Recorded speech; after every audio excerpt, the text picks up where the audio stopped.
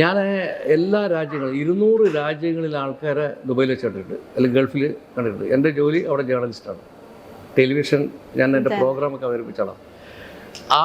എനിക്ക് എല്ലാവരെ കുറിച്ച് അറിയാം. അപ്പോൾ അവരുടെ ഏറ്റവും നെഗറ്റീവ് ഉള്ള ഏക സമൂഹം മലയാളികളാണ്. എസ്പെഷ്യൽ മീഡിയ നെഗറ്റീവ് അല്ല, നിങ്ങൾ പോസിറ്റീവായിട്ട് ഇപ്പോൾ ഇതിൽ പറഞ്ഞാൽ ഞാനിപ്പോൾ 2 തെറി ആരെങ്കിലും വിളിച്ചു കഴിഞ്ഞാൽ ഇത് വൈറലാവും, ഈ ഇൻ്റർവ്യൂ വൈറലാവും. ഞാൻ നല്ലത് പറഞ്ഞാൽ ഒരു കുട്ടിക്ക് വേണ്ട, ആർക്ക് വേണം? നമ്മൾ പാല് കുടിക്കുന്നതിനേക്കാൾ കൂടുതൽ കഴിക്കുന്ന മദ്യമാണ്. തീർച്ചയായിട്ടും അങ്ങനെ മൊത്തത്തിൽ നമുക്ക് അടിച്ചാക്ഷേപിക്കാൻ പറ്റില്ല. നല്ല പാട്ടുകൾ വരുന്നുണ്ട്. പക്ഷേ അതൊരു അതിപ്രസരം, മറ്റതിൻ്റെ ബഹളത്തിൻ്റെ അതിപ്രസരത്തിനിടയിൽ അത് ശ്രദ്ധിക്കപ്പെടാതെ പോകുന്നേ ഉള്ളൂ. ചില നല്ല പാട്ടുകൾ വരുന്നുണ്ട്, അതില്ലാന്ന് പറയുന്നില്ല. പക്ഷെ അന്ന് കാലത്ത് അങ്ങനെയായിരുന്നില്ല. അന്ന് കാലത്ത് അധികവും നല്ല പാട്ടുകളായിരുന്നു. പിന്നെ വേറൊരു ഇത് മലയാള സിനിമയിൽ പലപ്പോഴും സംഭവിക്കുന്നത്, ബോറടിപ്പിക്കാത്ത ഒരു സിനിമ ഒരു ജോണറും കൂടി ഉണ്ട്. ആളുകൾ ലാഗ് ചെയ്ത് കൊല്ലാത്ത അതും കൂടിയാണ്. ലാഗ് ഇല്ലാന്ന് മാത്രം. ഇത് കണ്ടു കഴിഞ്ഞാൽ ഇപ്പൊ തീർന്നു പോയല്ലോ നിങ്ങൾ വിചാരിക്കും. അപ്പൊ അതിലെന്താ സംഭവിക്കുന്നത് വെച്ചാൽ, നേരത്തെയൊക്കെ ഇപ്പം നമ്മള് പണ്ട് പറഞ്ഞു കൂട്ടുകുടുംബത്തിൽ നിന്ന് അണുകുടുംബത്തിലേക്ക് വന്ന്, ഇന്ന് അണുകുടുംബം മാറിയിട്ട് അവനവനിലേക്ക് ചുരുങ്ങുന്ന ഒരു രീതിയിലേക്ക് വരും. അപ്പൊ അവനിലേക്ക് ചുരുങ്ങുമ്പോൾ എന്താ സംഭവിക്കുക, അവന്റെ കൂട്ടുകാരൻ ആരായിരിക്കും? ആരുണ്ടാവില്ല. അപ്പൊ അവര് സ്വന്തം വീടിന്റെ തൊട്ടപ്പുറത്തുള്ള അയൽവാസി ആരാണെന്ന് അറിയാത്ത പലരും ലോകത്തിന്റെ മറ്റൊരു കോണിലുള്ള ആളുകളുമായിട്ട് സൗഹൃദം മൊബൈൽ ഫോണിലൂടെ പങ്കിടുന്ന ഒരു കാലമായിരുന്നു. അപ്പൊ നമ്മുടെ കുട്ടികൾക്ക് സംഭവിക്കാൻ പോകുന്നത്, കുട്ടികൾക്ക് ഇനി ചങ്ങാതിയും അമ്മയും അച്ഛനും ഒക്കെ ആയിട്ട് മാറിയേക്കാം. അങ്ങനെ ഒരു ദുരന്തം വന്നാലുണ്ടാവുന്നൊരു നമ്മുടെ കുടുംബത്തിന്റെ ആ സങ്കല്പങ്ങളൊക്കെ തെറ്റും. അതൊരു വലിയ മെസ്സേജ് ആയിട്ടാണ് ഈ സിനിമയിൽ വരുന്നത്. ഞാൻ നിങ്ങളെക്കുറിച്ച് ഇൻ്റർവ്യൂ ചെയ്ത നിങ്ങളെക്കുറിച്ച് പറയാം. അതെന്ത് ഇൻ്റർവ്യൂ, ചോദ്യം ചോദിക്കാൻ അറിയില്ല, മഹാബോറ എന്ന് പറയുന്നത് നിങ്ങളെ ഇൻഡിവിജ്വാലിറ്റി ബാധിക്കുന്നതാണ്.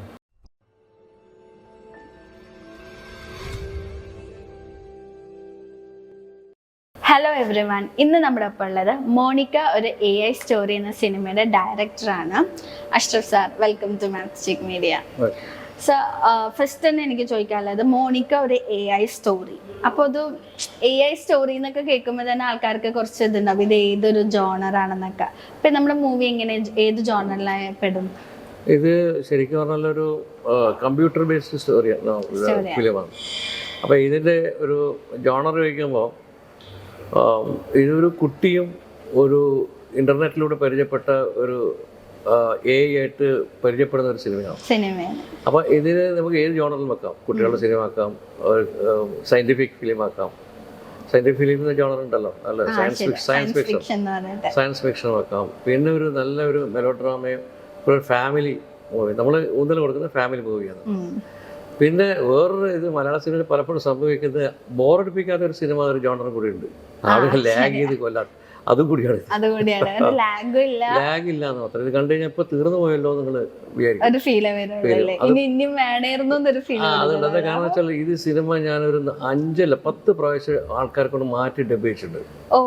ഒരുപാട് തവണ മാറ്റി എടുത്തിട്ടുണ്ട്. അതിന് കാരണം വെച്ചാൽ ഞാൻ ഇട്ട് കാണുമ്പോൾ ഇത് ബോറടിക്കുന്ന ആളുകൾക്ക് തോന്നും, അപ്പോൾ ലാഗ് ഒഴിവാക്കും, വീണ്ടും മാറ്റും. പിന്നെ ഡയലോഗിൽ മോനെ അന്ന് കുറേ ഒരു ഡ്രാമ പോലെ തോന്നും, അവർ വീണ്ടും വിളിച്ച് ഡബിക്കും. പെർഫെക്റ്റായി എനിക്ക് തോന്നിയപ്പോഴാണ് ഞാനത് പോസ്റ്റ് പ്രൊഡക്ഷനിൽ മാറിയത്. പിന്നെ ഇത് ഒരു കുട്ടികളുടെ സിനിമ നമ്മൾ പലപ്പോഴും കാണുന്ന ഒരു കുട്ടികളെ പാമ്പർ ചെയ്യുന്ന ഒരു സിനിമ. കുട്ടികളെ ഒന്ന് ലാളിച്ച് അല്ലെങ്കിൽ അവരെ നമ്മൾ ഈ കുട്ടി എന്ന് പറയുന്ന സംഭവം അതും ഒരു കമ്പ്യൂട്ടർ പോലെ അങ്ങനെ പോവാണ്. അതൊരു പുതുമ നിലനിർത്തുന്ന ഒരു സിനിമയാണ്. ഇപ്പോൾ നമ്മൾ ഫസ്റ്റ് ആർട്ടിഫിഷ്യൽ ഇൻ്റലിജൻസ് മൂവിയാണല്ലോ. അപ്പോൾ ഈ പൊതുവെ ഇപ്പോഴത്തെ ഒരു കാലത്ത് നമ്മൾ മെയിൻലി കാണുന്ന ഒരു ഇതാണ്, ഹ്യൂമനെ ഓവർ പവർ ചെയ്തിട്ട് AIs വരാൻ പോകുന്നു, അങ്ങനെ കുറേ കാര്യങ്ങൾ. ഇപ്പോൾ സോഫിയ, അങ്ങനെ ഇപ്പോൾ കുറേ പേര് റീപ്ലേസ് ചെയ്യുന്നുണ്ട്. ഈവൻ നമ്മുടെ ന്യൂസ് വായിക്കാനടക്കം റീപ്ലേസ് ചെയ്ത് തുടങ്ങി. നടന്നത് ആവശ്യമില്ല എന്നുള്ള രീതിയിൽ വരാൻ പോവുകയാണ്. അപ്പോൾ ശരിക്കും അങ്ങനത്തെ കുറേ കാര്യങ്ങളും ഈ ഒരു AI എന്ന് പറയുന്ന ആ ഒരു ഫീച്ചറും അല്ലെങ്കിൽ ആ ഒരു സംഭവം നമ്മുടെ വേൾഡിൽ വന്നാലും വരുമെന്ന് തോന്നുന്നുണ്ടോ?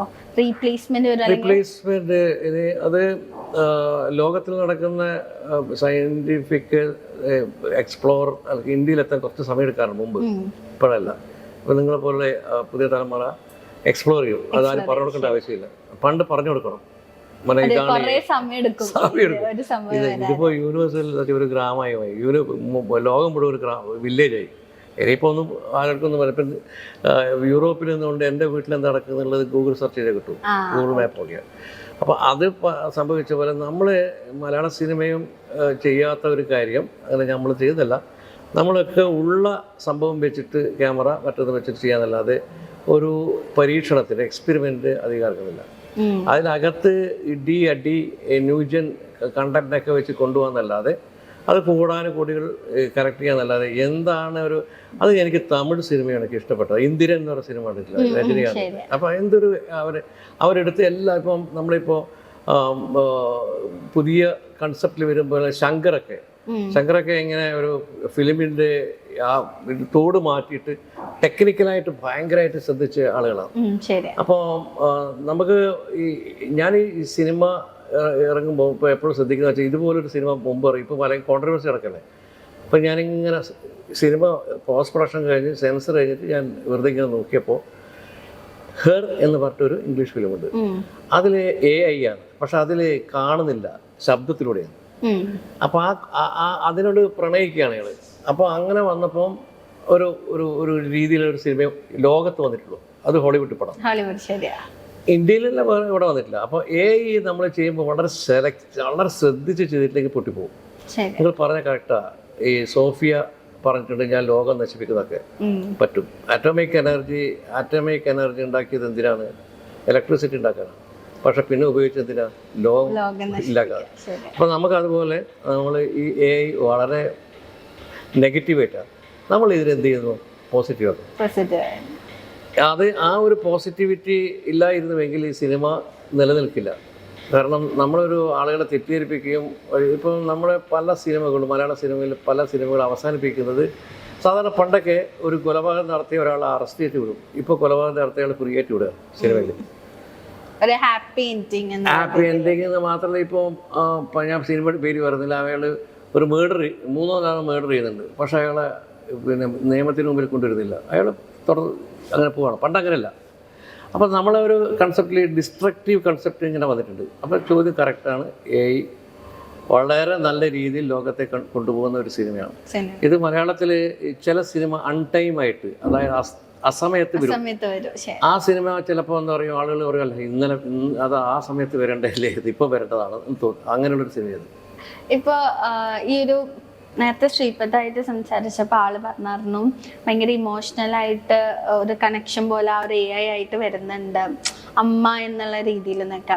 അപ്പോൾ ശരിക്കും ഇപ്പോഴത്തെ പിള്ളേർക്ക് അങ്ങനെ ഒരു കണക്ഷൻ, ഇപ്പോൾ പാരൻസ് ആയിട്ട് ടൈം സ്പെൻഡ് ചെയ്യുന്ന കുറച്ച്, അല്ലെങ്കിൽ റിയൽ വേൾഡായിട്ട് ടൈം സ്പെൻഡ് ചെയ്യുന്നത് കുറച്ചിട്ട് ഇങ്ങനെ ഒരു ടെക്നോളജി വേൾഡിലൊക്കെ വീഴുകയാണെന്ന് തോന്നിയിട്ടുണ്ടോ? ശരിക്കും നമ്മുടെ ടെക്നോളജി ഞാൻ പലപ്പോഴും സോഷ്യൽ മീഡിയകളെല്ലാം കണ്ടോ, ഫേസ്ബുക്കിലൊക്കെ ഒരു 6 മാസമുള്ള കുട്ടി കരയാണ്. ആ കരയുന്ന കുട്ടി എന്തിനാ കരയുന്നത്? മൊബൈലിന് വേണ്ടി. അത് കഴിഞ്ഞ് ഒരു 8 മാസം കഴിഞ്ഞ കുട്ടിയോട് യൂട്യൂബ് എടുക്കാൻ പറഞ്ഞാൽ അവർ ആ കുട്ടി എടുത്തു തരും. ആ കുട്ടി വേണമെങ്കിൽ ഫോൺ എടുത്തിട്ട് നിങ്ങളുടെ വീഡിയോ റെക്കോർഡ് ചെയ്യും, എന്ത് വേണം ചെയ്യും. അപ്പോൾ എത്ര ഏജിലൊക്കെ എത്തിയിരിക്കുന്നത്. ആ ഏജിൻ്റെ ഒരു പ്രത്യേകത. ഒരു സെക്കൻഡ് ഞാനും കൂടെ വന്നിട്ട് മനസ്സിലായി എടുത്തൂടെ ഒന്നിച്ച്. അപ്പോൾ എന്തായാലും നമ്മൾ പറഞ്ഞത് ഇമോഷൻസ് എന്ന് പറഞ്ഞാൽ കറക്റ്റ് ചോദ്യമാണ്. അതായത് ആ ഇമോഷൻസ് ഇപ്പോൾ നിങ്ങളുടെ മാരീഡാണോ? അല്ല. നിങ്ങൾ മാരേജ് ചെയ്യുന്ന ഒരു കുട്ടി ഉണ്ടായിക്കഴിഞ്ഞാൽ നിങ്ങളെ കുട്ടിക്ക് സ്നേഹം നിങ്ങളോടായിരിക്കില്ല. നിങ്ങൾ ആ മൊബൈൽ കൊടുത്തു കഴിഞ്ഞാൽ പിന്നെ ഭക്ഷണം കഴിക്കണമെങ്കിൽ ആ കുട്ടിക്ക് മൊബൈൽ വേണം. അല്ല, കരയാതിരിക്കാൻ വേണം. പിന്നെ നല്ല ഡ്രസ്സുകളുണ്ടെങ്കിൽ, ജീവിതം ആ കുട്ടിക്ക് ഹാപ്പി ആക്കണമെങ്കിൽ മൊബൈലാണ്. പക്ഷേ ഇതിൻ്റെ നെഗറ്റീവ് വശം വെച്ചാൽ കണ്ണിൻ്റെ കാഴ്ച പ്രശ്നമാണ്. പിന്നെ ഭയങ്കരമായിട്ട് യൂട്യൂബ് നിങ്ങൾ വീട്ടിൽ നോക്കിയാൽ എല്ലാ ചെറിയ കുട്ടികളും യൂട്യൂബിലിട്ട് അവർക്ക് ഇഷ്ടമുള്ള വീഡിയോ ഡൗൺലോഡ് ചെയ്യുന്നത്. നാളെ ഇവരെന്ത് ചെയ്യുന്നറിയോ? AI ആയിട്ട് സംസാരിക്കാൻ തുടങ്ങും. അതാ പറയുന്നത്, ടൈം നമ്മൾ കുറേ മുന്നേ വരികയാണ്. ഇനി സംഭവിക്കാൻ വന്നത് ഇനി അമ്മയോടായിരിക്കില്ല, AI-യോടെയൊക്കെ സംസാരിക്കും. അലക്സ ഒന്ന് ചിരിക്കൂ, അല്ല അലക്സ ഞാൻ പറയുമ്പോൾ കറക്റ്റ് ആയിട്ട് വന്നില്ലേ? അലക്സ കഴിഞ്ഞതിപ്പോ സിറി കഴിഞ്ഞ് അലക്സ കഴിഞ്ഞ് ഇപ്പോൾ AI. ഇനിയിപ്പോൾ കുറെ കഴിഞ്ഞാൽ ഈ അമ്മമാരെന്ത് ചെയ്യുന്നു? അമ്മമാർ യൂട്യൂബിൽ മുഴുകി ഫേസ്ബുക്കിൽ മുഴുകി ഒരു ഘട്ടം പോകും. മക്കൾ AI ആയിട്ട് ഇങ്ങനെ പോകും. അച്ഛൻ ജോലി കഴിഞ്ഞ് വന്ന് സമയമുണ്ടെങ്കിൽ കമ്പ്യൂട്ടറാവും. അപ്പോൾ യാന്ത്രികമായ ഒരു ലോകത്തിലേക്ക് പോകുന്നു എന്നുള്ളതാണ് വസ്തുത. ഇതിൻ്റെ ഇടയിൽ നമ്മൾ എന്ത് ചെയ്യുന്നു, ഒരു സിനിമ തിയേറ്ററിൽ പോയിട്ട് സിനിമ കാണുന്നു. ആ സിനിമയാണെങ്കിലോ അത് നമുക്ക് ഒരു മെസ്സേജും കിട്ടാത്ത, നമ്മൾ ഒന്ന് ഒരു 10 മിനിറ്റ് ചിരിക്കുക എന്നതിൻ്റെ അപ്പുറത്തേൽ സന്തോഷിക്കുക, കൈയടിക്കുക, അതിൻ്റെ അപ്പുറത്ത് ആ സിനിമ ഇല്ല. അപ്പോൾ നമ്മൾ ഇനി വരാൻ പോകുന്ന ഒരു കാലഘട്ടം ഇതായിരിക്കും, ബുദ്ധി ഉപയോഗിക്കുന്ന. ഉദാഹരണമായിട്ട് നമുക്ക് പണ്ട് നിങ്ങളുടെ നമ്പർ ഒരു പ്രാവശ്യം പറഞ്ഞാൽ എൻ്റെ മനസ്സിലത്ത് വരിക. ഇപ്പോൾ നിങ്ങൾ ഏതെങ്കിലും നമ്പർ, ഒരു മൊബൈൽ കാണാതെ എത്ര നമ്പർ ഓർമ്മ മെമ്മറി പവർ ആൾക്കാരെ പോയില്ലേ? ഇനി ഇന്റലിജൻസ് കൂടി കുറയും, നമ്മുടെ കോമൺ സെൻസ് കുറയും. കോമൺ സെൻസ് പോകും. കാരണം നമുക്ക് ചിലതൊക്കെ നമ്മൾ ആലോചിച്ചിട്ട് ചിലപ്പോൾ നിങ്ങൾ ചാറ്റ് ജി പി ടി കൊടുക്കും, ഞാൻ എന്താ ചെയ്യേണ്ടത്. അങ്ങനെ ഒരു ഘട്ടത്തിലേക്ക് എത്തിയിട്ടത്. ഇത് നമ്മളൊരു ഫോർകാസ്റ്റ് ചെയ്യുന്ന സിനിമയാണ്, ഒരു പ്രവചനമാണ്. നോക്കിക്കോ, ലോകം AI കീഴടക്കും. അപ്പൊ നമ്മുടെ ഒപ്പം പ്രൊഡ്യൂസറും ജോയിൻ ചെയ്യാൻ പോകുന്ന മൻസൂർ സാറ്.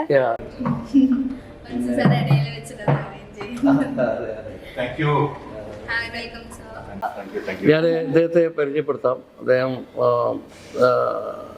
ആക്ച്വലി അദ്ദേഹം പ്രൊഡ്യൂസർ എന്നുള്ളതിനേക്കാൾ അദ്ദേഹത്തിന് ഇഷ്ടം ഒരു ക്രിയേറ്റീവ് മൈൻഡിലേക്ക് പോകുന്നതാണ്.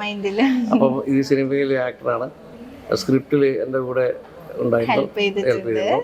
പിന്നെ മോറോവർ നമ്മളൊരു മണി ഓറിയൻറ്റഡ് പ്രൊഡ്യൂസർമാർ എടുത്ത ഉടനെ തന്നെ ഇതെന്ത് കിട്ടും, എപ്പോൾ കിട്ടും, തിരിച്ചു കിട്ടും, ഇല്ല, ഉണ്ടായിട്ടില്ല. അതുകൊണ്ട് തന്നെ ഞാൻ ഭയങ്കര റിലാക്സ്ഡ് ആണ്. പക്ഷെ ഒരു പ്രശ്നങ്ങൾ അദ്ദേഹത്തിന് ഈ വലിയ ബജറ്റിൽ ഫിലിം എടുക്കാൻ പറ്റിയിട്ടില്ല. വലിയ ബജറ്റ്. ഈ സിനിമ ശരിക്കും പറഞ്ഞല്ലോ ഒരു 100 കോടി ഉണ്ടെങ്കിൽ ഈ സിനിമ അങ്ങ് ഓസ്കാറിൽ പോകുന്ന സിനിമയായിരിക്കും. പക്ഷെ ബജറ്റ് പറയുമ്പോൾ അതിനനുസരിച്ചുള്ള ലളിതസുന്ദരമായ സിനിമ എന്ന് വേണേൽ പറയാം. ലളിതസുന്ദരമായ സിനിമ കൊച്ചു സിനിമയാണെന്ന് പറഞ്ഞാൽ പക്ഷെ അത് നൽകുന്ന മെസ്സേജ് വളരെ വലുതാണ്, ചെറുതല്ല. സിനിമ ചെറുതാണെങ്കിലും ഇതിൽ തരുന്ന മെസ്സേജ് വളരെ വലുതാണ്. ഇപ്പോൾ ഡയറക്ടർ പറഞ്ഞിട്ടുണ്ടാവുന്ന വരുന്നത് നമ്മൾ തികച്ചും നമ്മുടെ എല്ലാ ജീവിതത്തിന്റെ സമസ്ത മേഖലകളെയും ഇനി AI വലിഞ്ഞു മുറുക്കാൻ പോകുന്ന കാലമാണ്. നമുക്കറിയാം നമ്മുടെ എല്ലാം ടെക്നോട്രോണിക് സൊസൈറ്റി മാറുകയാണ്. അപ്പൊ അതിലെന്താ സംഭവിക്കുന്ന വെച്ചാൽ നേരത്തെയൊക്കെ ഇപ്പം നമ്മൾ പണ്ട് പറഞ്ഞു കൂട്ടുകുടുംബത്തിൽ നിന്ന് അണുകുടുംബത്തിലേക്ക് വന്ന് ഇന്ന് അണുകുടുംബം മാറിയിട്ട് അവനവനിലേക്ക് ചുരുങ്ങുന്ന ഒരു രീതിയിലേക്ക് വരും. അപ്പൊ അവനിലേക്ക് ചുരുങ്ങുമ്പോൾ എന്താ സംഭവിക്കുക, അവന്റെ കൂട്ടുകാരൻ ആരായിരിക്കും, ആരുണ്ടാവില്ല. അപ്പൊ അവര് സ്വന്തം വീടിന്റെ തൊട്ടപ്പുറത്തുള്ള അയൽവാസി ആരാണെന്ന് അറിയാത്ത പലരും ലോകത്തിന്റെ മറ്റൊരു കോണിലുള്ള ആളുകളുമായിട്ട് സൗഹൃദം മൊബൈൽ ഫോണിലൂടെ പങ്കിടുന്ന ഒരു കാലമായിരുന്നു. അപ്പൊ നമ്മുടെ കുട്ടികൾക്ക് സംഭവിക്കാൻ പോകുന്നത്, കുട്ടികൾക്ക് ഇനി ചങ്ങാതിയും അമ്മയും അച്ഛനും ഒക്കെ ആയിട്ട് AI മാറിയേക്കാം. അങ്ങനെ ഒരു ദുരന്തം വന്നാലുണ്ടാവുന്ന ഒരു നമ്മുടെ കുടുംബത്തിന്റെ ആ സങ്കല്പങ്ങളൊക്കെ തെറ്റും. അതൊരു വലിയ മെസ്സേജ് ആയിട്ടാണ് ഈ സിനിമയിൽ വരുന്നത്. അപ്പൊ ഇതൊരു ഞാൻ ഇന്ത്യൻ സിനിമയിൽ ആദ്യത്തെ AI തീമിലുള്ള സിനിമയെന്നാണ് നമുക്ക് ഇന്ത്യ സർക്കാരിന്റെ AI പോർട്ടലിൽ പറഞ്ഞിട്ടുണ്ടെങ്കിലും ഞാൻ പറയും ഇങ്ങനെ ഒരു മെസ്സേജ് ലോകത്ത് തന്നെ ആദ്യത്തെ, അങ്ങനെ ഒരുപടി ആദ്യത്തേതെന്ന് പറയാവുന്ന ഒരു സിനിമയാണ്. കാരണം നമ്മുടെ ഇതിൽ അവതരിപ്പിക്കുന്ന ഇതിന്റെ ക്യാരക്ടർ, ഇതിന്റെ ടൈറ്റിൽ ക്യാരക്ടർ മോണിക്ക, നമുക്കറിയാം സിരി, അതുപോലെ തന്നെ അലക്സയിൽ നിന്നൊക്കെ മോണിക്കയിലേക്കുള്ള ദൂരം ഈ സിനിമ കാണുമ്പോൾ ബോധ്യപ്പെടുന്നു. ഇത് നമ്മുടെ ജീവിതത്തിലൊക്കെ വരാൻ പോവുകയാണ്, നമ്മുടെ കുട്ടികളുടെ ജീവിതത്തിലൊക്കെ എല്ലാവരും പ്രവചിച്ചു തുടങ്ങി. കാരണം ഇന്ന് ചാറ്റ് GPT യുടെ ഒക്കെ പുതിയ ഭാവം പറയാൻ പോകുന്നത് അവര് മനുഷ്യനേക്കാളും കൂടുതൽ ബുദ്ധിയുള്ളൊരു നിർമ്മിത ബുദ്ധി വരാൻ പോകുന്നുണ്ട്. അപ്പൊ അതിന്റെ അപകടം വലുതായിരിക്കും. ഒരുപാട് സൗകര്യങ്ങൾ നമുക്ക് കിട്ടുമായിരിക്കും, അതില്ല നമുക്ക് ഒരുപാട് മേന്മ ഉണ്ടാവായിരിക്കും. പക്ഷെ അത് ഉണ്ടാക്കാൻ പോകുന്ന അപകടം വലുതാണ്. അത് നമ്മുടെ കുടുംബത്തിൽ എങ്ങനെയാണ് മാറ്റങ്ങൾ ഉണ്ടാക്കാൻ പോകുന്നത് എന്നാണ് ഈ സിനിമ പറയുന്നത്. അപ്പൊ ഈ സിനിമ പറയുമ്പോൾ ഇത് കുട്ടികൾ കാണേണ്ടതാണ്, അമ്മമാര് കാണേണ്ടതാണ്, അധ്യാപകർ കാണേണ്ടതാണ്. ആ അർത്ഥത്തില് ഒരു നല്ല സിനിമ എന്ന് പറയാം. നമ്മളിപ്പം ഇത് സത്യത്തിൽ എന്റർടൈനർ തന്നെയാണ്. ആ ഒരു എന്റർടൈൻമെന്റിൽ നിന്ന് കിട്ടുന്ന ഒരു സുഖമുണ്ടല്ലോ ഈ സിനിമ കാണുമ്പോൾ നിങ്ങൾക്കത് ബോധ്യപ്പെടും. കാരണം ആ തിയേറ്ററിൽ ഇരുന്ന് ഈ കാണുന്ന അവസരത്തിൽ ഒരു മെസ്സേജ്, സിനിമ കഴിഞ്ഞ് പുറത്തിറങ്ങുമ്പോഴും ആ ചിത്രം നൽകിയ മെസ്സേജ് നമ്മുടെ മനസ്സിൽ നിന്ന് പോകില്ല. അങ്ങനെ ഒരു സിനിമയുടെ ഭാഗമാകാൻ കഴിഞ്ഞാൽ ഒരുപാട് സന്തോഷം. ഭയങ്കര ഇമ്പാക്ട് വരുത്തുന്ന ഒരു മൂവി ആയിരിക്കും. ഇപ്പോ നിങ്ങളുടെ ഫസ്റ്റത്തെ ഒരുമിച്ച് വർക്ക് ചെയ്യുന്ന ഫസ്റ്റ് ടൈം ആണ്? രണ്ടാമത്തെ മാമുക്കോയുടെ മാമുക്കോയ സാറിനും ലാസ്റ്റ് മൂവി ആയിരുന്നു അല്ലേ? വളരെ ജീവിതഗന്ധിയായ അദ്ദേഹത്തിന്റെ ജീവിതം ഈ ബൈപ്പൂരിലെ ഒരു നിർമ്മാണമായിട്ട് ബന്ധപ്പെട്ടതായിരുന്നു. അതുകൊണ്ട് ആ സിനിമ അങ്ങനെ തന്നെയായിരുന്നു. അപ്പൊ ഇതിപ്പോ നിങ്ങളുടെ രണ്ടാമത്തെ മൂവിയാണ്. എന്തുകൊണ്ടാണ് ഇങ്ങനെ ഒരു രീതിയിൽ ഇപ്പൊ ഈ ഒരു എന്തുകൊണ്ടാണ് ഇങ്ങനെ AI സ്റ്റോറി എന്ന് അങ്ങനെ ഒരു കോൺസെപ്റ്റിലോട്ട് വരാന്നുള്ളത് തീരുമാനം? പുതിയ കാലഘട്ടത്തെ കുറിച്ച് നമ്മൾ ഡിഫറെൻ്റ് ആയിട്ട് ഒരു കാര്യം പറഞ്ഞിട്ടില്ലെങ്കിൽ അതെ, നിലനിൽക്കില്ല. അത് ഇതിലേക്ക് AI വരുന്നതിന് ഒരു കാരണം മൻസൂറാണ്, അദ്ദേഹത്തിന്റെ മകനാണ്. ആ, അതെന്താ? അത് ഇദ്ദേഹം കന്നഡയിൽ ഒരു സിനിമ ചെയ്തു, ബാലവന ജാദുകാര എന്ന് പറയുന്ന ഒരു സിനിമ. കുട്ടികളെ ഉദ്ദേശിച്ചുള്ള ഒരു പടമായിരുന്നു. ആ സിനിമയുടെ തീം വളരെ ഇഷ്ടപ്പെട്ടിരുന്നു എനിക്ക്. അതിന്റെ ഒരു ക്രിയേറ്റീവ് ഭാഗമായിട്ട് അദ്ദേഹത്തിനോടൊപ്പം ഞാനും ഉണ്ടായിരുന്നു. അപ്പോൾ നമ്മൾ ആലോചിച്ചു മലയാളത്തിലേക്ക് കൊണ്ടുവരണം എന്നൊക്കെ ആലോചിച്ചു. അദ്ദേഹത്തിന്റെ ആ കഥ വേറെ രൂപത്തിൽ കൊണ്ടുവരാനുള്ള ആലോചന നടന്നുകൊണ്ടിരിക്കുമ്പോഴാണ് എൻ്റെ മകൻ മനാസ് എന്ന് പറയുന്നത്. അവൻ +2 കഴിഞ്ഞ് ഇരിക്കുകയാണ് ആ സമയത്ത്. അവൻ ഈ പറഞ്ഞതുപോലെ കൂടുതൽ ഈ ChatGPT ആയിട്ടൊക്കെ പോയി വരുന്നത് ഒരു 1.5 വർഷം മുമ്പാണ് സംഭവം. അന്ന് എല്ലാവരും ഇങ്ങനെ ChatGPT ഒന്നും അറിഞ്ഞു വന്നിട്ടില്ല നമ്മുടെ നാട്ടിൽ. ആ സമയത്താണ് ഇവൻ എന്നോട് പറയുന്നത്, അപ്പോൾ നിങ്ങൾക്കൊരു സെക്രട്ടറി ആയിട്ട് ഉപയോഗിക്കാൻ പറ്റാവുന്നത് ChatGPT എന്ന് പരിചയപ്പെടുത്തി തരികയാണ്.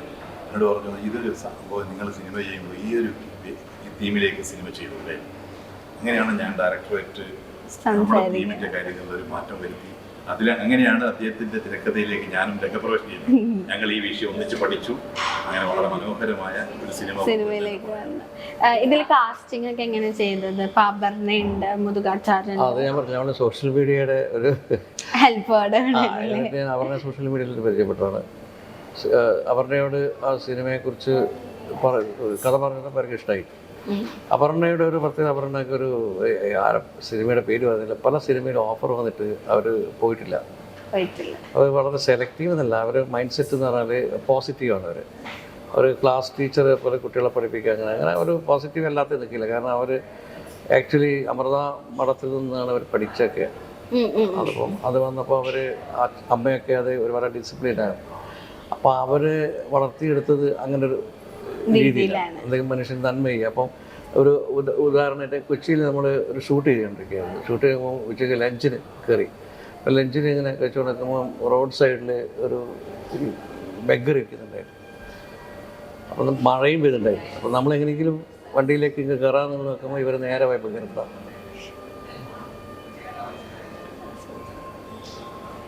അപ്പോൾ എന്തുകൊണ്ട് അവരെയും കൂടി എടുക്കായിരുന്നു ശരിക്കും. ഓക്കെ, അപർണ നേരെ പോയത് ബെഗ്ഗറെടുത്ത് പോയിട്ട് അവർക്ക് ഭക്ഷണം വാങ്ങിച്ചു കൊടുത്തത്.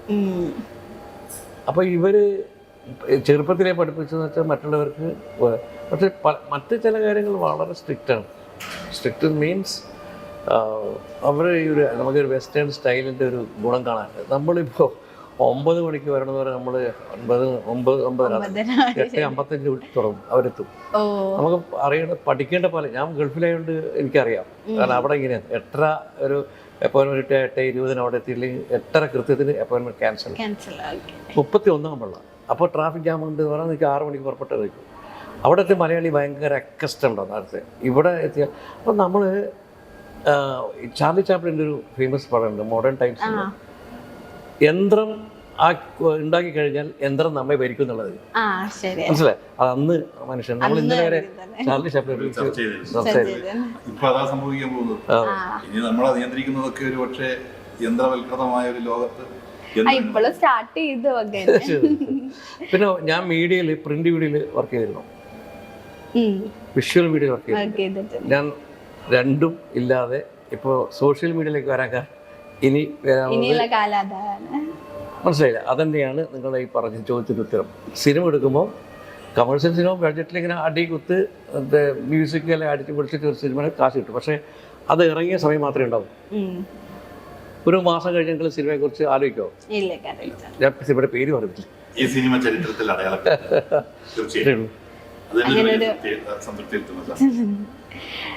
ഇപ്പൊ പൊതുവെ നമ്മളിപ്പോൾ കേൾക്കുന്ന കാര്യങ്ങളാണ്, റിവ്യൂ സിനിമകളെ നശിപ്പിക്കുന്നു, അല്ലെങ്കിൽ ഫസ്റ്റ് റിവ്യൂ കൊണ്ട്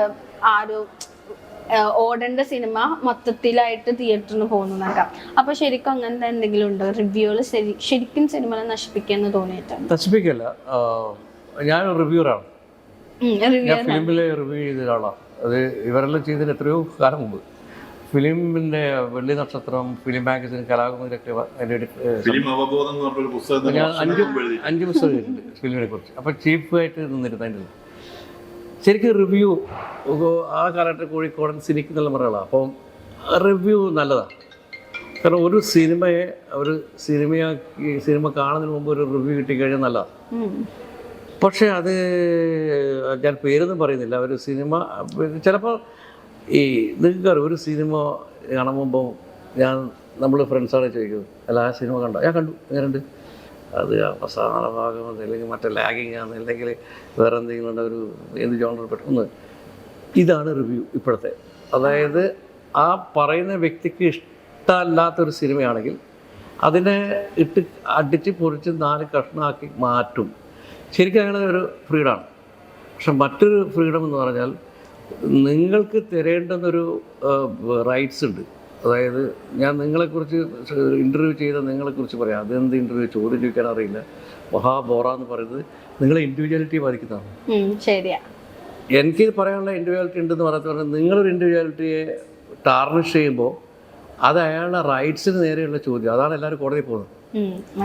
നമുക്കൊരു ക്യാമറയും ഞാനും ഉണ്ടെങ്കിൽ നമുക്ക് എന്ത് വേണമെങ്കിൽ പറയാം. ഇപ്പോൾ ഈ സിനിമ പറയുമ്പോൾ മറ്റ് സിനിമ പുച്ഛിച്ചാളാണ് എനിക്ക്, അതെൻ്റെ റൈറ്റാണ്. പക്ഷെ അത് എടുത്ത ഒരാൾ 10-40 ഒരു ഏകദേശം ഒരു 10 കോടി ഇല്ലാണ്ട് വലിയ സിനിമ എടുക്കാൻ പറ്റില്ല. അത് അതിൻ്റെ പ്രൊഡ്യൂസർ, ഡയറക്ടർ, അതിൻ്റെ ഭാഗം എല്ലാവരും വേണ്ടി ഒരു സാധനം ഇൻവെസ്റ്റ് ചെയ്ത ഒരു സാധനം ഒറ്റ നിമിഷം കൊണ്ട് അത് നല്ലതോ മോശമോ പറയാം.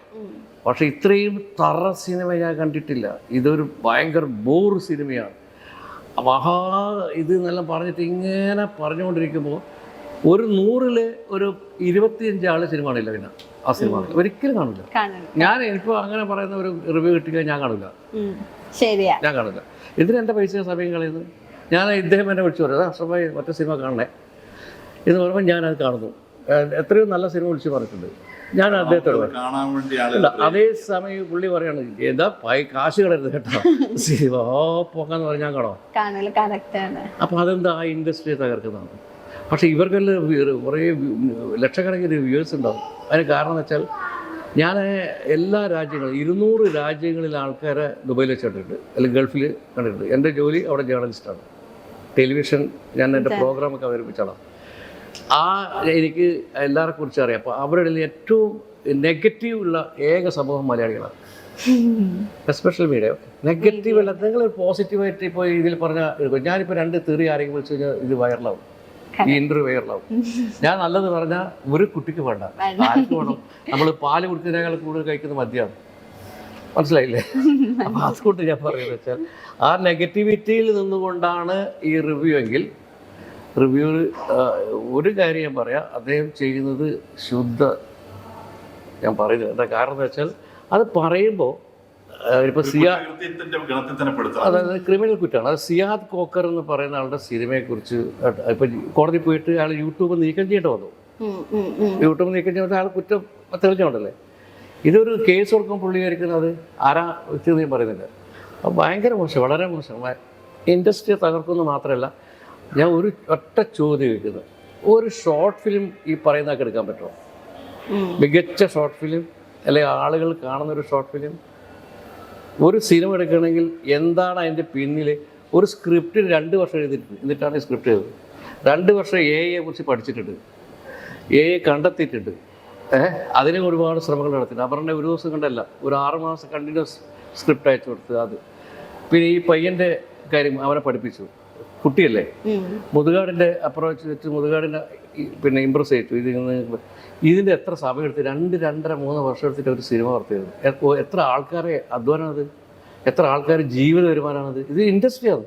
നമ്മൾ സീരിയലിനെ കുറിച്ചൊക്കെ പറയുന്നില്ലേ, തെറ്റാണ്. അതിൽ കുറേ ആയിരക്കണക്കിന് ആൾ പണിയെടുക്കുന്നുണ്ട്, അതുകൊണ്ട് ജീവിക്കുന്നുണ്ട്. അതായത് നിങ്ങൾ കാണണ്ട കുട്ടേ, അതാ കാണുന്ന ആൾക്കാരുണ്ട്. ഇപ്പോൾ എൻ്റെ വൈഫ് സീരിയലാണെന്ന് വെച്ചിട്ട് എനിക്ക് സീരിയലിനെതിരായിട്ട് എനിക്ക് പറയാൻ പറ്റില്ല. അവർ സന്തോഷിക്കുന്നത്. വൈഫിൻ്റെ മദർ അത് കണ്ടിട്ടാണ് രാവിലെ തൊട്ട് വൈകുന്നേരം പറ്റിക്കുന്നത്. അവരെ അതും കൂടിയില്ലേ അവരെന്ത് ചെയ്യും? സിനിമ എല്ലാ തരത്തിലും സിനിമ തല്ലിപ്പൊളി സിനിമയും വരണോ, എന്നാലാണ് ഇനി അടുത്താണ്. ഇല്ല, പക്ഷെ അങ്ങനെ വരുമ്പോഴാണ് ഇപ്പൊ ആ ഒരു ഡയറക്ടേഴ്സിനാണെങ്കിലും എടുക്കുമ്പോൾ നെക്സ്റ്റ് മൂവിയിൽ കുറെ ഡെവലപ്മെന്റ് അങ്ങനെ നടത്താറില്ലേ? സംഗീതമൊക്കെ തെറാപ്പി ആയിട്ട് പറയാറുണ്ട്, മ്യൂസിക് തെറാപ്പി. അതുപോലെ തന്നെയാണ് നല്ല സിനിമ, അതൊരു തരം തെറാപ്പി ഗുണം ചെയ്യും. ചില ഫിലിം നമ്മുടെ ഫീലിങ്സ് ഒക്കെ വല്ലാതെ പുറത്തു വരും. അപ്പോൾ നമ്മൾ ചില ഹ്യൂമൻ വാല്യൂസ് എന്താണെന്ന് തിരിച്ചറിയും. അതുകൊണ്ടാണ് ഞാൻ പറഞ്ഞു, ഈ നമ്മുടെ സിനിമ പോലും അതുപോലുള്ള ഒരുപാട് മെസ്സേജസ് ഈ പടത്തിലുണ്ട്. അത് കാണേണ്ട ഒരു സിനിമയാണെന്ന് പറയുന്നത്. അത് ഇപ്പോഴത്തെ കാലഘട്ടത്തിൽ മെസ്സേജ് കേൾക്കുന്ന ഒരാളോടും ഒരു മെസ്സേജും പാടില്ല അതല്ല അതല്ലേ നമ്മൾ ഒരു മീഡിയ എപ്പോഴും ശ്രദ്ധിക്കപ്പെടുന്നത് നെഗറ്റീവ് പറഞ്ഞിട്ടാന്നുള്ള ധാരണ തിരുത്തണം. കാരണം എന്ന് വെച്ചാൽ ഇനിയുള്ള കാലങ്ങളിൽ സംഭവിക്കുന്ന വെച്ചാൽ നിങ്ങൾക്ക് അറിയുന്ന അറിയില്ല, ഈ ന്യൂസ് പേപ്പറിന്റെ റീഡർഷിപ്പ് കുറഞ്ഞു വരാണ്, ടെലിവിഷന്റെ വ്യൂവർഷിപ്പ് കുറഞ്ഞു വരാണ്, സോഷ്യൽ മീഡിയയിൽ തന്നെ ആൾക്കാർക്ക് ഇപ്പം മടുപ്പ് വന്നു തുടങ്ങി. ഇതിപ്പോൾ ഇനി ഇത്ര റിവ്യൂസ് ആൾ കാണില്ല. പക്ഷേ എത്ര പറഞ്ഞാലും നമ്മൾ ഈ നന്മയുടെ ഒരു ഗുണം എന്ന് വെച്ചാൽ നമ്മൾ ആഴത്തിൽ നടുന്ന ഒരു ചെടി വളരെ ആഴത്തിലൊരു വിത്തിട്ടിട്ട് അത് പക്ഷെ വളർന്നു വരാൻ സമയമെടുക്കും. പക്ഷെ അത് വളർന്നു വരും, അത് വരും. നിങ്ങൾ നോക്കിയോ, ഇതേ സിനിമ എല്ലാം പൊളിക്കും ഇനി അടുത്ത ഒരു ഘട്ടത്തുമ്പോൾ. കാരണം ഒരേ ജോണറിൽ വരുന്ന എല്ലാ സിനിമയും ഇതിപ്പോൾ നമ്മൾ സിനിമ കാണാതിരിക്കുമ്പോൾ തന്നെ നമുക്ക് മനസ്സിലാവും ഇത് എങ്ങനെയായിരിക്കും ഇതിൻ്റെ അവസാനം. കറക്റ്റായിട്ട് മനസ്സിലാവില്ലേ? ഒരു ആദ്യത്തെ 5 സീൻ കഴിഞ്ഞാൽ നമുക്ക് മനസ്സിലായി ഇതിൻ്റെ പോക്ക് എവിടെയാണ്, അവസാനം എവിടെയാണ്. റിവെഞ്ച്, അടി, കുത്തി, അവസാനം. ഇതിൻ്റെ അപ്പുറമൊന്നുമില്ല. ഭയങ്കര ചെവി പൊളിക്കുന്ന മ്യൂസിക്കാണ് അതിൻ്റെ. അതിൽ വരികൾ നിങ്ങൾക്ക് അറിയോ എന്തെങ്കിലും? ഏതെങ്കിലും പുതിയ പാട്ടിൻ്റെ ഇപ്പോഴത്തെ വരികൾ നിനക്കറിയോ?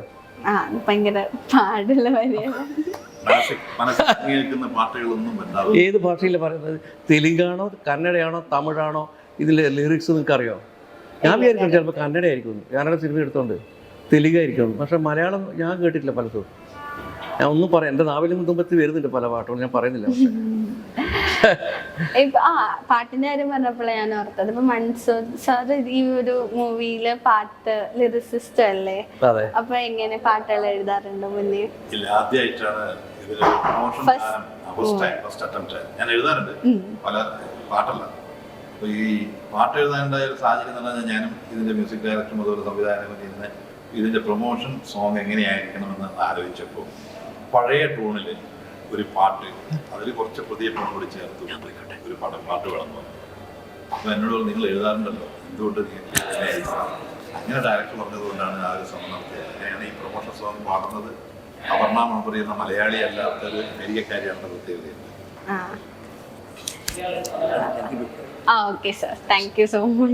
അതായത് ഈ പ്രൊമോഷൻ സോങ് ജനിക്കുന്നത് അങ്ങനെയാണ്. സംവിധായകൻ പറയുകയാണ് എന്നോട്, നിങ്ങൾക്ക് തന്നെ ട്രൈ ചെയ്തൂടെ. സംഗീത സംവിധായകൻ കൂടി സഹകരിച്ചപ്പോൾ എന്നോട് പറഞ്ഞപ്പോൾ ആ ഒരു രാത്രി ഇരുന്ന് ഈ കഥയുമായി ചേർത്തുകൊണ്ട് വന്ന ഒരു പാട്ടാണിത്. അതിൽ ട്യൂണുകൾ ഏതായാലും ഇന്ന് റിലീസാകാൻ പോവുകയാണ്.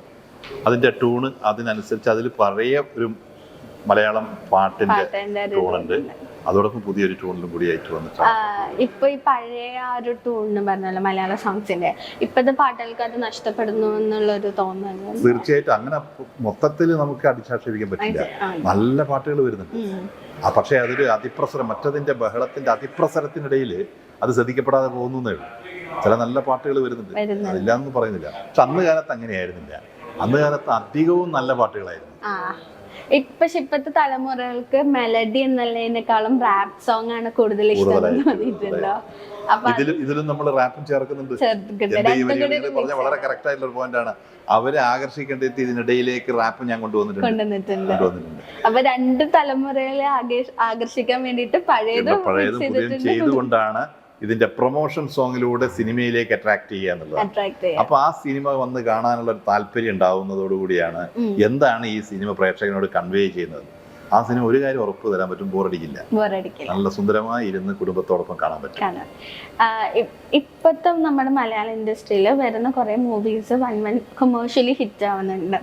അപ്പോൾ ഒരു മൂവി ചെയ്യുമ്പോൾ അങ്ങനെ കൊമേഴ്ഷ്യലി ഹിറ്റ് ആവണമെന്ന് പ്രതീക്ഷിച്ചിട്ടാണ് എപ്പോഴും മൂവി പ്രൊഡ്യൂസ് ചെയ്യാറ്. അങ്ങനെയാണെങ്കിൽ ഒരിക്കലും ഇങ്ങനെ ഒരു മൂവി ചെയ്തെന്നില്ലായിരിക്കാം.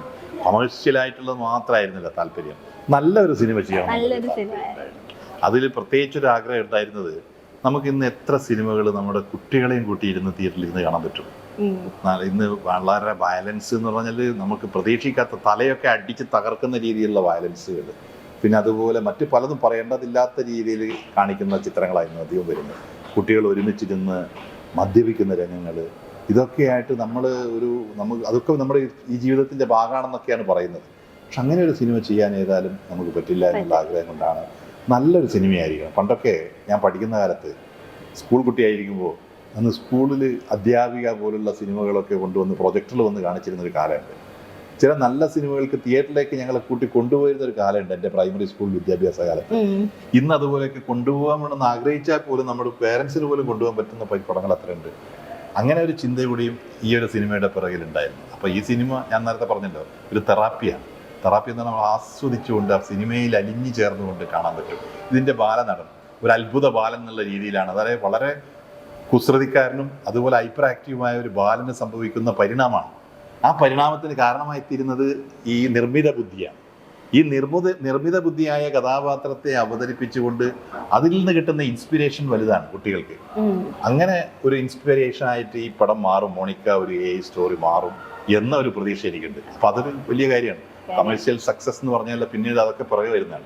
നമുക്ക് ക്രിയേറ്റീവ് ഹാപ്പിനെസ് അതാണ് മെയിൻ. അതായത് ഞാൻ എപ്പോഴും ഹാപ്പിനെസ്സിന്റെ കാര്യത്തിൽ ആലോചിക്കുന്നതും ഹെൽത്തിന്റെ കാര്യത്തിൽ നമ്മളെല്ലാവരും പറയും നമ്മൾ ഫിസിക്കലി ഹെൽത്ത് ആയിരിക്കണം, ശാരീരികമായിട്ട് വളരെ ആരോഗ്യം. അത് മാത്രമല്ല, നമുക്ക് ഇമോഷണൽ ഹെൽത്ത് ഉണ്ടായിരിക്കണം, അതുപോലെ തന്നെ മെന്റൽ ഹെൽത്ത്. ഇങ്ങനെ 3 ഹെൽത്ത് ഒരു മനുഷ്യനെ സംബന്ധിച്ചുണ്ടെന്ന് വിചാരിക്കുന്ന ആളാണ് ഞാൻ.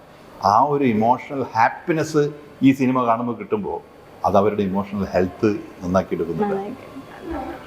ഇപ്പൊ ഇതില് ശ്രീപത്തിന്റെ ക്യാരക്ടറില്ലേ, ആ ക്യാരക്ടർ ഇപ്പൊ ഹൈപ്പർ ആക്റ്റീവ് ആയ ഒരു കുട്ടി ഇങ്ങനെ ഒരു രീതിയിൽ വരുമ്പോ വരുന്ന മാറ്റങ്ങൾ അങ്ങനത്തെ ഉള്ള കുട്ടികൾ ആരെങ്കിലും റിയൽ ലൈഫിൽ മീറ്റ് ചെയ്തിട്ടുണ്ടോ? തീർച്ചയായിട്ടും. ഞാൻ എൻ്റെ കമ്പനിയുടെ ചെയർമാൻ പത്മശ്രീ യശസ്വരീനായ CK മേനോനുണ്ട്. അദ്ദേഹം ഇതുപോലുള്ള തൃപ്പൂണിത്തുറയിലുള്ള ഓട്ടിസം ബാധിച്ചതും ഇതായിട്ടുള്ള കുട്ടികളുടെ സ്കൂൾ വലിയ പ്രൊമോട്ടറായിരുന്നു. ആ സമയത്ത് ഞാൻ അവിടെ പോയി കാണാറുണ്ടായിരുന്നു, അവരുമായിട്ട് ഇടപഴകിയിട്ടുണ്ട്, ഒക്കെയുള്ള അനുഭവമുണ്ട്. അവിടെ APJ അബ്ദുൽ കലാം ഒക്കെ വന്നിരുന്ന സ്കൂൾ അന്ന് സന്ദർശിക്കാൻ ഞാനുണ്ടായിരുന്നു അവിടെ. അപ്പം അതൊക്കെ എൻ്റെ മുമ്പിൽ കണ്ടിരുന്ന കുറേ കാര്യങ്ങളാണ്. അപ്പം അങ്ങനെയുള്ള കുട്ടികൾ, അതുപോലുള്ള നമ്മളുമായിട്ട് ബന്ധപ്പെട്ട ആളുകളുടെ ചില കുട്ടികളുണ്ട്, ഇതുപോലുള്ള കുട്ടികളൊക്കെ, അതൊക്കെ കണ്ടു വന്നപ്പോൾ അതൊക്കെ എൻ്റെ മനസ്സിലുണ്ട്. അതാണ് ഞാൻ ഡയറക്ടറോട് ഈ സ്ക്രിപ്റ്റ് എഴുതുമ്പോൾ നമ്മൾ രണ്ടുപേരും ഒന്നിച്ചിരിക്കുമ്പോൾ ഈ സംഗതികളൊക്കെ ഇതിൽ ഞങ്ങൾ കൊണ്ടുവരുന്നുണ്ട് ഈ കഥാപാത്രത്തിൽ. അതുകൊണ്ട് നമുക്ക് എളുപ്പമായി കാര്യങ്ങൾ എന്തൊക്കെ സ്വഭാവങ്ങളാണ് കാണിക്കേണ്ടത്. അപ്പം അതെന്തുകൊണ്ട് അങ്ങനെയുള്ള കുട്ടികളുടെ അമ്മമാരൊക്കെ ഈ സിനിമ കാണുമ്പോൾ അവർക്കും അതൊരു ഒരു സ്വാനുഭവത്തിൻ്റെ ഒരു ഇതായിട്ട് മാറും. അന്നേരമാണ് അത് എവിടെയൊക്കെയോ നമുക്ക് സ്പർശിക്കുക. അപ്പോൾ സ്പർശിക്കുമ്പോൾ അവിടെയാണ് ഞാൻ പറഞ്ഞത് ഇതൊരു തെറാപ്പിയായി മാറും ഈ സിനിമ. അത്തരത്തിലൊരു ക്വാളിറ്റി കൂടിയും ഈ സിനിമയ്ക്ക്. ഇപ്പോൾ സാറാണെങ്കിൽ ഈ മൂവിയിൽ ലിറിസിസ്റ്റ് ആണ്, പിന്നെ സ്ക്രിപ്റ്റിൽ ഹെൽപ്പ് ചെയ്തിട്ടുണ്ട്, അഭിനയിച്ചിട്ടുണ്ട് അല്ലേ. അപ്പൊ ഇനി എന്താ ചെയ്യണമെന്ന് ആഗ്രഹം മലയാളം മൂവിയിൽ അല്ലെങ്കിൽ മൂവി ഇൻഡസ്ട്രിയിൽ?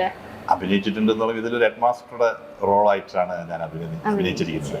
പക്ഷെ അതിനുശേഷം ഒരു വലിയൊരു ഒരു പ്രോജക്റ്റ്, ഒരു സിനിമയുടെ ഒരു ഡയറക്ടർ എന്നെ സമീപിച്ചിരിക്കുന്നത് ഒരു കോളേജിൻ്റെ, അത് ഈ ഫിലിം ഇറങ്ങിയിട്ടുമില്ല, അധികം കണ്ടിട്ടുമില്ല.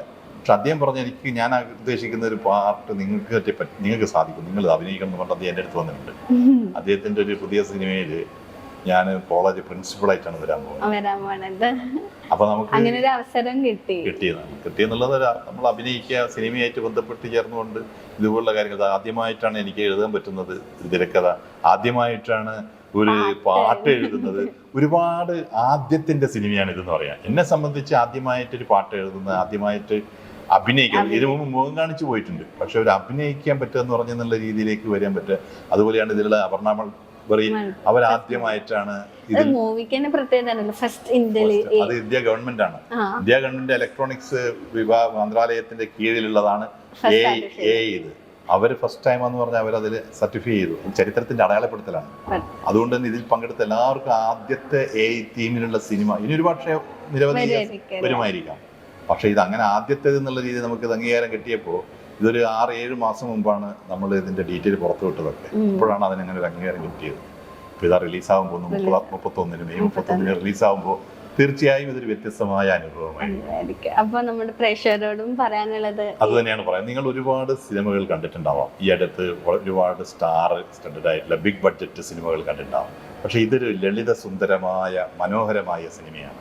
ഈ സിനിമ കാണുമ്പോൾ നിങ്ങൾ ഇത് ഇഷ്ടപ്പെടുമെന്ന കാര്യത്തിൽ യാതൊരു സംശയവും. ഇപ്പോഴത്തെ കാലത്ത് ഭയങ്കര റെലവന്റ് ആയിട്ട് ഒരു മൂവിയാണെന്ന് തീർച്ചയായിട്ടും കണ്ടിരിക്കണം. അത് കുട്ടികളോട് കൂട്ടി, വീട്ടില് വല്യമ്മമാരൊക്കെ ഉണ്ടെങ്കിൽ വല്യമ്മച്ചിനൊക്കെ കൂട്ടിയിട്ട് നമ്മൾ ആരെ സിനിമക്ക് പോകുന്നു അവരെയൊക്കെ കൊണ്ടുപോയിട്ട് തിയേറ്ററിലിരുന്ന് കാണണം. കാരണം തിയേറ്ററിലിരുന്ന് കാണുന്നതിന്റെ സുഖം ഒന്ന് വേറെയാണ്. നമ്മൾ വീട്ടിൽ TV-ന്റെ മുമ്പിലിരുന്ന് സിനിമ കാണുമ്പോൾ അതിന്റെ ഫീല് വരില്ല. ശരിയാ. ഇത് ആ തിയേറ്ററിനകത്തിരുന്നു കൊണ്ട് അതിന്റെ സംഗീതത്തിന്റെ ആ രീതിയിലും നമ്മളൊരു പ്രത്യേക ലോകത്തേക്ക് ആ കഥയുടെ കഥാപശ്ചാത്തലത്തിൽ ഇഴകിച്ചേർന്നുകൊണ്ട് ആ സിനിമ അനുഭവിക്കണമെങ്കിൽ തിയേറ്ററിൽ തന്നെ പോയി കാണണം. അപ്പൊ സാറ് പറഞ്ഞ പോലെ തന്നെ ഇത് എല്ലാരും തിയേറ്ററിൽ പോയി തന്നെ കാണണം. കാണേണ്ട ഒരു സിനിമയാണ്. അതേപോലെ തന്നെ ഈ സിനിമ വിജയകരമാകട്ടെ എന്ന് തീർച്ചയായിട്ടും ഇത് നിങ്ങളുടെ സിനിമയാണ്, പ്രേക്ഷകരുടെ സിനിമയാണ്.